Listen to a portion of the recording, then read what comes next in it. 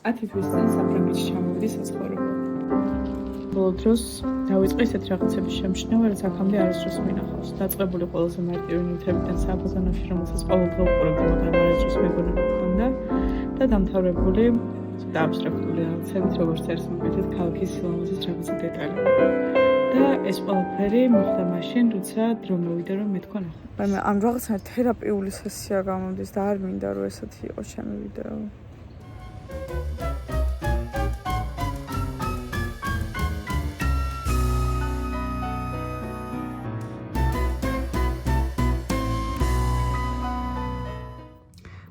იმ მომენტში დავიწყე ვიდეოს ჩაწერის გადაწყვეტილების მიღება, როცა ყველაზე ნაკლები დრო, სურვილი და ენერგია მქონდა. ანუ ახლა. და ეხლა წავალ და ცოტა ქალაქს დავათვალიერებთ და მივყარაკებთ გამომშვიდობებაზე. თვალებზე მეტყობა ყველაფერი, მაგრამ უფრო ჩეუ არ, იმიტომ რომ ეს ვიდეო არის ორ ადამიანზე გასვლელი, ან მაქსიმუმ ეს კიბები ძალიან საშიში კიბები, რაც ვარიდან მომენტს ასეთიდან პროექტს იმდენჯერ ვოყავთ ამ ვარდაპირთ ვოყავთ ხელებით, რომ აი და ვარდაპირთ.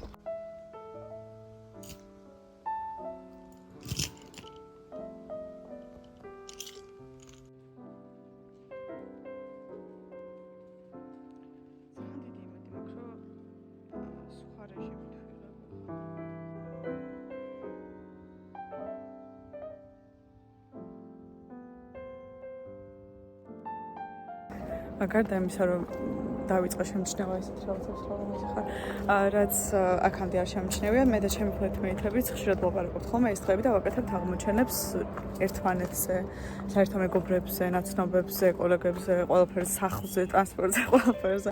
და ძალიან საინტერესოა, იმიტომ რომ მე დავთ ხოლმე, რომ ეგრე იყო და არა, არ იყო. ანუ ეს საყურე როგორ გიხდება და რავი, პირველი კომენტარი შენ გამიკეთე ამ საყურეზე 8 თვის წინ. ეგეთი ფენომენი არის ფსიქოლოგიაში, even boundary effect. ქართულში ესე შესატყვისი არ ვიცი. იქნება ალბათ საზღვრის მოვლენის ეფექტი. ორი წამით. მოვლენის საზღვრის ეფექტი. და ეს მოვლენის საზღვრის ეფექტი არის, როცა ჩვენი მეხსიერება ახარისხებს ინფორმაციას აი ამ მოვლენის ფარგლებ, მოვლენის შესაბამისად. და ეს მოვლენის საზღვარი არის ნებისმიერი მნიშვნელოვანი ცვლილება, იქნება ეს ადგილის შეცვლა, მიზნის შეცვლა, ნებისმიერი რაღაც. და როცა ვემშვიდობებით ადგილს, ქალაქს, ადამიანს არ აქვს მნიშვნელობა, მაგ დროს ვუახლოვდებით ამ მოვლენის საზღვარს და იმისთვის, რომ დაიხუროს და ახალში გადავიდეს, მაგის გამო აქტიურდება მეხსიერება და ვამჩნევთ ყველაფერს, რაც არ არის მნიშვნელოვანი ეგეთ რაღაცებზე.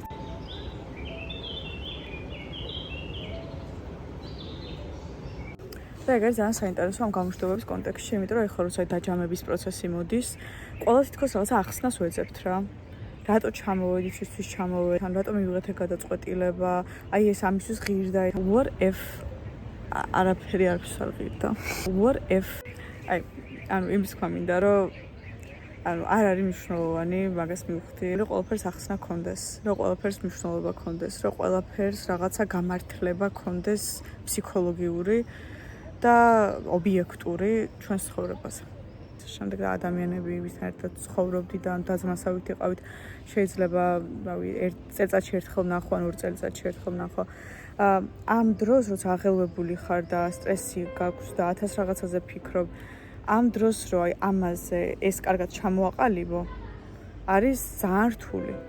და მაშინ, როცა უკვე დამშვიდობების პერიოდი ჩაივლის და ყველაფერი დაწყნარდება, მაგ დროს აუცილებლად თავისით მოვა ახსნები და ამ რაღაცნაირ თერაპიული სესია გამოდის და არ მინდა რომ ესეთი იყოს ჩემი ვიდეო. ჩემი YouTube იქნება ის, რაც მე ვარ. ანუ საქმეს რატო ვარჩევ? ანუ იმას გავაკეთებ, რაც ჩემი მოწოდებაა. და ეს ჩემი მოწოდებები არის ძალიან ქაოტური ხანდახან. ამით ხილვებს და მე ცალკე ასტროლოგიასაც ავსწავლე შემოაყვან, იმიტომ რომ სხვანაირად არ გამოვა. მოხდებოდა არა უბრალოდ რა კონტენტი would make sense თქვენი აზრით მე ვიცი მაგრამ იქნება ეგ ძალიან საინტერესო მაგას გავაკეთებ ვიდეო ჩემი აზრით ჩვენ როგორ აღვქვით ჩვენ თავს და რამდენად დაპირისპირებაში არის ხოლმე ჩვენი თავის აღქმა სხვების მხრიდან კეთილმოსურნეების მხრიდან გულისხმობ და რაციონალური ადამიანების მხრიდან და აი არა ჩვენ თავის როგორც ირონების საქმე მაგრამ ჩვენი aesthetics აქვთ იმიტომ რომ მე ძალიან ხშირად მომისმენია ჩემ თავზე ამ რა შუაში ახლა ამას ვაპარაკობ ვიცი მაგრამ მე მაგალითად ჩემ თავზე მომისმენია ჩემს aesthetics-ზე ზოგადად aesthetics-ზე ისეთი რაღაცები რასაც ჩემ თავს არ უსაბამებს საერთოდ და ძალიან ინტერესოა ეგ მინდა რომ ჩემი ფლეთმეთებისგან ავიღო ინტერვიუ და იმედია რომელიმეს დავითანხმებ რომ გაგვიზიაროს თუ რას ამჩნევენ ისეც ამ პერიოდში რაც აქამდე არ შეუმჩნევიათ ზოგადად სახლში ყველაფერში ყველასთან და რას ფიქრობენ ჩემზე როგორც ადამიანზე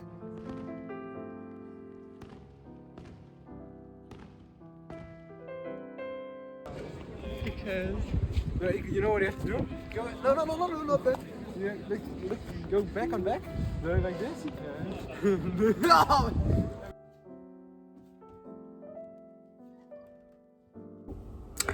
მოკლედ დღევანდელ დღე მაქვს ძალიან დატვირთული მიუხედავად იმისა რომ სავალებოს ხოლზე მივდივარ და ეს ორი დღე უნდა დავუთმო ყველანაირი ორგანიზაციული რაღაცის მოგვარებას. And I'm not ready for it at all. ეს ვიდეო როგორც თავიდან აღნიშნე არის ჩემი იმ ექსპერიმენტის ნაწილი, სადაც ვცდილობ რომ არ გავაკეთო ის როგორც გრძნობ და გავაკეთო ის რაც მგონია რომ სწორია. მიუხედავად იმისა რომ მგონია რომ საკუთარ თავთან ემოციურად და ინტუიციურად ახლოს ვარ და იდენტიფიცირება შემიძლია იმის თუ როგორ არის სწორი და ინტუიციაც ძლიერი მაქვს ვერ ვენდობი ბოლომდე ვერც იმას ვენდობ რომ do how you feel ანუ არ შემიძლია სულ ესე გაკეთება რა შემიძლია უფრო სწორად მაგრამ დამტკიცდა თითქოს რაღაცნაირად რომ არ არის ყოველთვის სწორი და რასაც გრძნობთ ემოციურად და რაღაც ინტუიციად რო გონია რომ ეს არის რაღაცა ჩვენგან განყენებული რაღაცა ინტუიცია რაღაც გვიკარნახდა ასე შემდეგ რეალურად ეს შეიძლება იყოს გამოწვეული ძალიან ფიზიკური რაღაცებით რაც ძალიან მატერიალური რაღაცებზე დაიყვანება მაგალითად როგორ გეძინა რამდენად სწორად იკვებები ცხოვრების გაუარესებულმა ხარისხმა გამოიწვია ის რომ მე რაღაცა არასწორად დავაგენერირე რაღაცისთვის არ მეყო ენერგია და რაღაც მერია იმაში რომ აი მე ინტუიცია ამას ვკარნახობს ან აი კეთო ამ დროს სინამდვილეში ენერგია არ მაქვს ამისთვის იმიტომ რომ ცუდად მეძინა ან ცუდად ვჭამ ბოლო დროს ვცდილობ ხოლმე რომ ეს ძალიან საინტერესოა და ამას ცალკე ვიდეოში ჩავწერ და მოდი რომ დავასრულოთ ეს ვიდეო და მე ვისაუბროთ რაზე რა გვინდა რომ ჩავწეროთ იმიტომ რომ მეორე იდეა დავუბრუნდათ დამშტობებას ეს რატო ისმის როგორ დავუბრუნდათ დამშტობებას.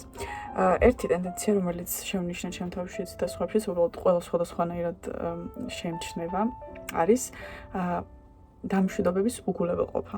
Avoidance of goodbye. Also თავის არიდება. რას გულისხმობ? მაგალითად, ჩემში როგორ ვლინდება. ვერ ვიტან დამშვიდობებას. ანუ ვინიდანს, მაგრამ იმდენად ვერ ვიტან, რომ ყველაფერს ვიზამ, ოღონდ არ მივიღო რომ რაღაცა ადგილს ადამიანს ვიღაცას ვისთან დამშვიდობებაც არ მინდა, იმას ვიმშვიდობებ, ყველაფერს ვიზამ. ანუ ჩემ გონება აკეთებს მაგ დროს, აი შეუძლებელს ოღონდ ეგ არ დაუშვას რომ რაღაცას ან ვიღაცას ემშვიდობება. არ ვიცი ეს კინემატოგრაფიული რეჟიმი რას მიშვება, მაგრამ ეს დამშვიდობების მიუღებლობა და უგულებელყოფა გარდა ემოციური პრობლემებისა და სირთულეებისა ქმნის პრაქტიკულ პრობლემებს და რას გულისხმობ გადაწყვეტილების მიღებაში ხელის შეშლას რაღაცა შესაძლებლობაზე უარის თქმას რომელიც რაციონალურად უფრო სწორია ან თუნდაც ურთიერთობაში დარჩენა პრაქტიკული საჭიროება გამშვიდობების ჩემი აზრით ისედაც ყველას გვესმის უბრალოდ სილამაზეს ვერ აღვქვამთ ანუ მაინც რაღაცა რთულთან არის დაკავშირებული. პერსპექტივა რო შევცვალოთ და ლამაზად რო აღვქვათ დამშვიდობება. უფრო პრაქტიკულადაც მარტივი იქნებოდა და ემოციურადაც რა ხდება. This is really unrealistic what I'm talking about. უბრალოდ ამით იმის თქმა არ მინდა რომ ემოციების გამძაფრება, აი ეს აღელვება, სევდა და ასე შემდეგ ეს ცუდია და ამას არ უნდა გრძნობდეთ. მაგრამ ეს სევდა და გამძაფრებული ემოციები იწვევენ ხშირად აი ემოციების დაბლოკვას წინასწარ და შემდეგ უკვე შეიძლება ეს გამოშვიდობების უგულებელყოფას გამოიწვიოს.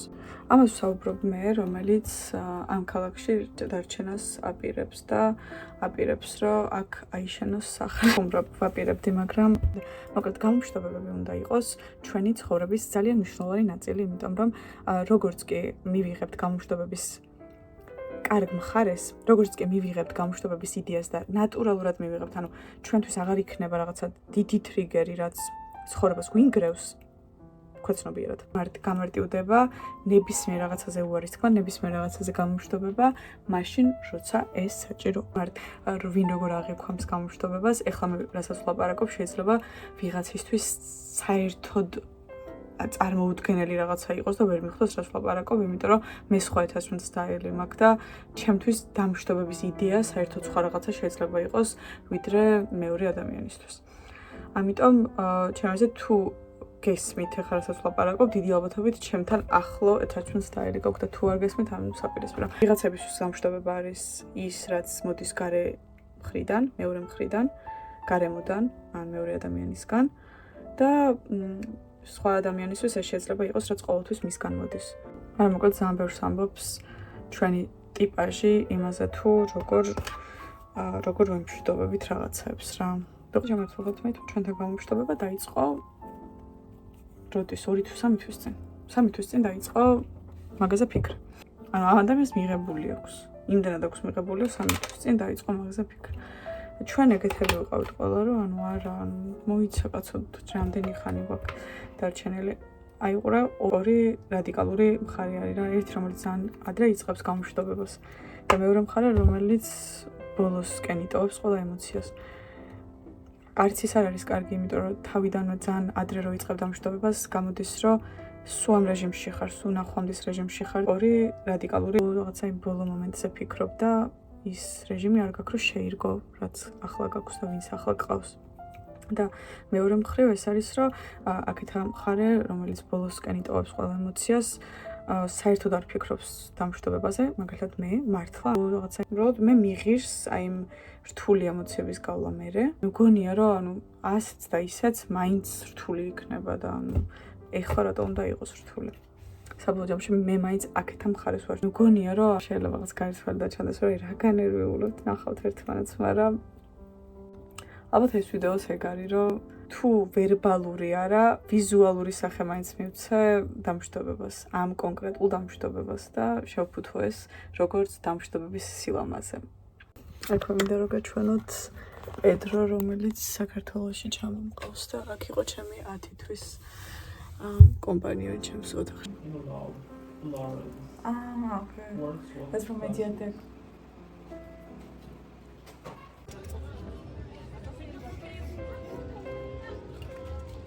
Me? No, really, you're not trying that. Oh my god.